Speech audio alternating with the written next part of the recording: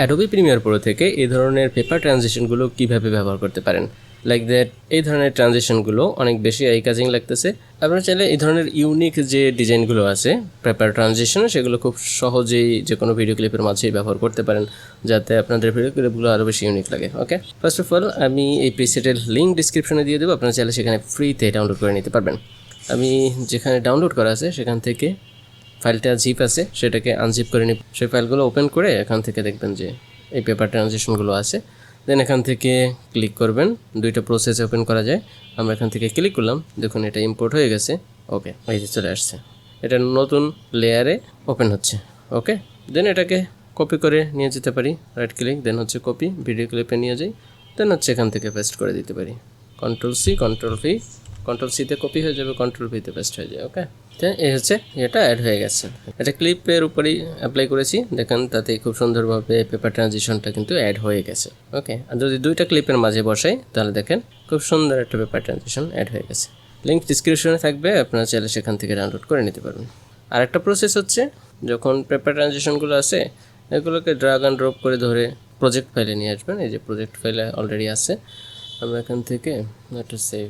সব পেপার ট্রানজিশনগুলো আসলে একই, এই জন্য খুব একটা ইয়ে করে না। তিনটা মোডে হচ্ছে এটা দেখা যাবে। এই যে ওকে, যখন এখানে ইম্পোর্ট করব দেন হচ্ছে এটা ইম্পোর্ট এন্টায়ার প্রজেক্ট এবং হচ্ছে create folder for import item, এটা টিক মার্ক দেওয়া থাকবে, সিলেক্ট করা থাকবে। দেন হচ্ছে ওকে, এটা যে ইম্পোর্ট হচ্ছে। ওকে, এটা হচ্ছে ফার্স্ট নর্মাল। এটা চলো, এটা হচ্ছে 12 ফ্রেমের জন্য, এবার হচ্ছে 0.20 ফ্রেমের জন্য এবং লাস্ট হচ্ছে 1.05 সেকেন্ডের জন্য। ওকে, এগুলো চাইলে এখান থেকে এই যে ব্যবহার করা যায়।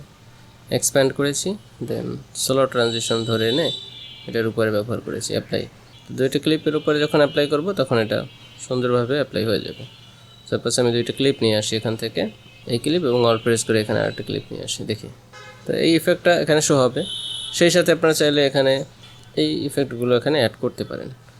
সাপোজ আমি এই ইফেক্টগুলোকে এখান থেকে সরাই নিই, দেন এই ক্লিপটাকে যদি এই পাশে নিয়ে আসি, এখন দুইটা ক্লিপের মাঝে বরাবর রাখি। ওকে, এখন যদি আমরা দেখি, দেখুন অনেক সুন্দরভাবে কিন্তু অ্যাড হয়ে গেছে। একইভাবে এই ফ্রেমগুলো সেট করে নেবেন, এটার কত ফ্রেম আছে, আপনার ভিডিও ক্লিপ কত ফ্রেমের, এই ফ্রেমিংটা যদি ঠিক থাকে তাহলে ইজিলি পারফেক্টলি বসে যায় আর কি। 25 ফ্রেমে আছে, তাহলে আমার সিকোয়েন্সটা কিসে আছে আমরা একটু দেখি। আমারটা আছে 30 ফ্রেম রেটে। তো 30 ফ্রেম রেট এবং 25 ফ্রেম রেটে তো একসাথে মিলবে না, সেক্ষেত্রে এগুলোকে আমরা 30 ফ্রেম রেটে করে নিতে পারি। দেখুন রাইট ক্লিক করে দেন হচ্ছে সিকোয়েন্স সেটিং, দেন হচ্ছে এই যে এটাকে 30 ফ্রেমে কনভার্ট করতে পারি। 30 ফ্রেম আমরা 30 ফ্রেমে নেই, দেন হচ্ছে ওকে প্রেস করি।